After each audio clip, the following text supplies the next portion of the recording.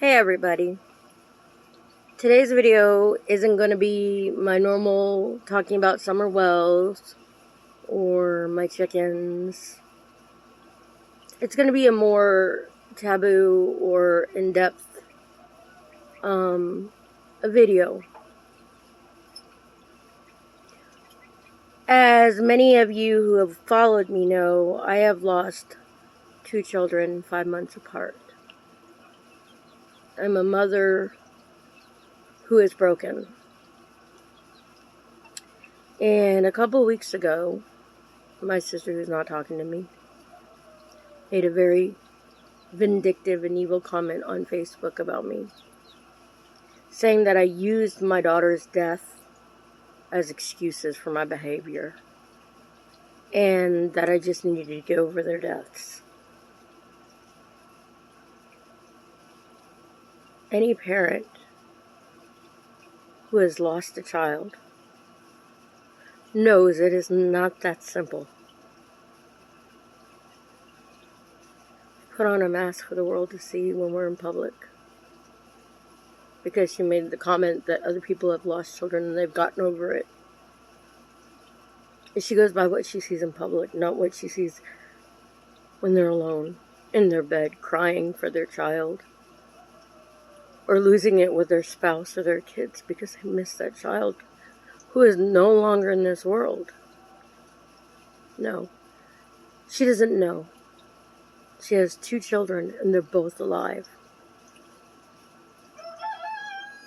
My story starts February 14th, 1995. I was 18 years old, and I was pregnant with my second child. At that time, I had a 15-month-old daughter. Her name was Ashley Elizabeth Holt. And we were going to the doctors to get my ultrasound to find out what I was having, a boy or a girl. But while I was doing the routine ultrasound, the tech said she didn't think my baby was going to make it. And I looked at her and I said, "Excuse me?" She goes, "I have to get the doctor. I'll be right back."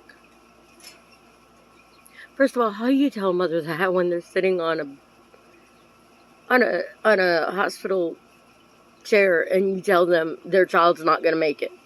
Like, how she even said that to me, I still don't understand it. Maybe she was new. Maybe she didn't know better. I don't know. And I'm sitting there crying because, what is this woman talking about? My doctor came in and did an ultrasound. And the ultrasound confirmed what the tech had thought. She had a neurological tube defect called anencephalic. What that entails is they don't grow a brain. They only grow a brain stem. And I was told it could not sustain life, or one that would be worth living. She would be a vegetable. Now, I free bled when I was in labor, so my doctor didn't want me to miscarry the baby at home and could die from bleeding out. So they scheduled my delivery, because I refused to have an abortion, for the following day, on February 15th, 1995. I checked in at 6 o'clock in the morning, and I was induced, and I was in labor all day. And at 9:08 p.m., I gave birth to my live child, Michelle Ann Alyssa Holt, who weighed 76 grams and was 7 inches long. She had strawberry blonde hair already on her head at 4 months gestation. When she was born, she was breathing. She had her thumb in her mouth. She wrapped her hand around my tip of my finger, and she went to sleep forever. After she died, I had a very bad feeling that my Ashley would die. And everyone told me that was normal. It was just the grief. It was just me being paranoid, etc., etc. But I wasn't wrong. Not at all. Because 5 months later, my beautiful 20-month-old daughter was dropped off the roof of our house into Lake Apopka, in Apopka, Florida, by her father. She drowned on July 8th, and she passed away on July 9th. And that was when the world as I knew it stopped. A piece of me was ripped out of my soul. My beautiful baby was ripped from me. It wasn't fair. Everyone else had their children, and I lost 2. And I was only 18 years old. I couldn't understand why I had lost my babies. I was a good mother. I took good care of my children. I loved them. They were my world. I put them first. I wasn't even home when Ashley died. I was working to provide for her. My father told my husband then, my then husband, her father, that he was going to take Ashley with him to the grocery store with my stepmom, my brother, and my sister. But my husband wouldn't let him. He wouldn't let my daughter go with him. He had everything planned on what he was going to do. And he did it. And then he never got charged. When my daughter died, my family on my mom's side turned their back on me. No one was there for me, nobody. I had to deal with so much pain alone. And people lied about how she died. And they made it out like I had done something wrong when I was working to provide for her. And I left her in the care of my father, my stepmom, my brother, my sister, and her father. I had done nothing wrong, yet everyone blamed me. I even blame me. I still blame me. But because of those incidents in my life, I drastically changed. I got pregnant 2 months later out of marital rape by the same man. And I gave birth 11 months after Ashley died. Beautiful baby girl. Well, she was really ugly when she was born, but, that was because she was squished, I guess. But she's beautiful now. She's beautiful. She's 26 years old now. And she's beautiful, but she's kind of ugly at birth. But I gave birth to her, and I was told that I wasn't allowed to grieve for Ashley because I had Clarissa, and that should be enough. Clarissa's and Ashley. Ashley's and Michelle. And I know that parents out there that have been through what I've been through understands that. I was never allowed to grieve for 26 years. I grieved for the first time, not July as in last month, but the following July. It was the first time in my life I grieved for her. I'd never been allowed to.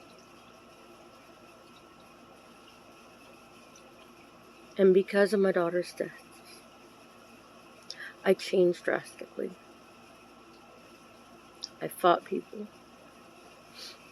I went off the railings. I was mad and hurt and broken. And I still am. It's something I can never get over. I carried my daughter for 9 months inside of me. She was a part of me. Michelle was a part of me for 4 months. And they were ripped from me. Now, I don't know how many of you people out there could give birth to your child and then just forget about them if they die. or move on and act like they didn't even exist. You can't.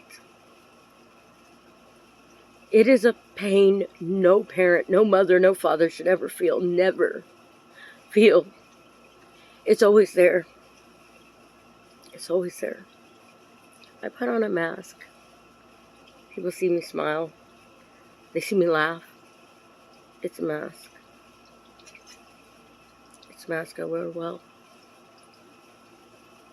My daughter Clarissa never saw me cry about her sister. I wasn't even allowed to tell her about her. Parents that lose their children, they put masks on for everyone to see in public. They don't show the devastation that that child's absence in their life has left. There is no words that can describe that pain. There is a word for children who lose their parents. It's called orphans. There is a word, an English word, for a spouse or a husband who loses the other. And they're called widows. But there is no English word for a parent that loses their child. Because it is not something natural. It's not normal like children who lose their parents. It happens. Mothers aren't supposed to bury their babies. Mothers aren't supposed to look into an ivory white coffin with pink satin lace inside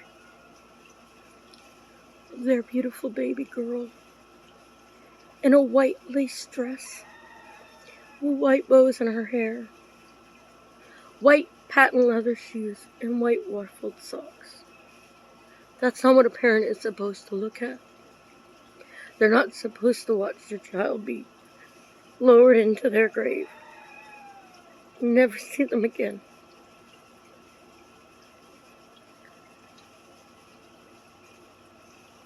What people don't understand is it's like a part of your soul is gone. And yeah, I can smile and I can laugh. And I got married after that. And I had a child after that.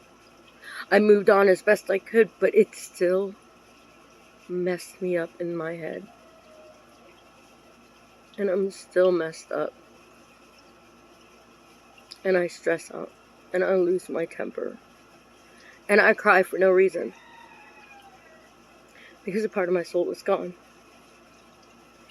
And for my sister to say I'm using my child's death as why I am the way I am, it's not an excuse. It's the truth. You're never the same when you put your child in the grave. Whether they die from cancer, a car wreck, a murder, you're never the same. And that's what people don't understand because they've not lived through it. I'm doing this video because I know there are parents out there that suffer the same loss as me, that have lost a child and have drastically changed from the person they used to be. You can't be that same person because it doesn't exist, because part of you is gone. Your child comes from you. She's a part of you, or he is a part of you, and your husband. That is a living testament to you. And for my sister Amy Louise Harrington to say, I use my kids as an excuse, or I should be getting over it by now and move on, is so heartless and hateful and evil. Because no parent can just go, oh, hey, my kid died. Who cares? No, I'm fine. Let me smile for you. No. That pain never goes away. You wake up in the morning, you remember that child's not here. And yes, it's been 27 years. But it still hurts like the day I lost her. Because the pain never goes away. I just learned to hide it better. That's what we do. We put that mask on. that public viewing for everyone to see. When I go in public, people don't know I've lost a child or two because I put on a mask. That's what we all do.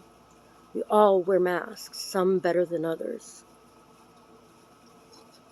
For you parents out there that have lost a part of you, that had to watch your baby be put down on the ground, I know your pain. I know how much it changes you.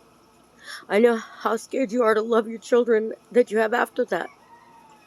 I was scared to love my daughter and my 3 grandsons until after they reached 20 months old.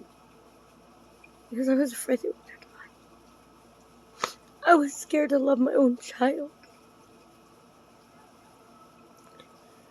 That is what life is like for parents that lose their children.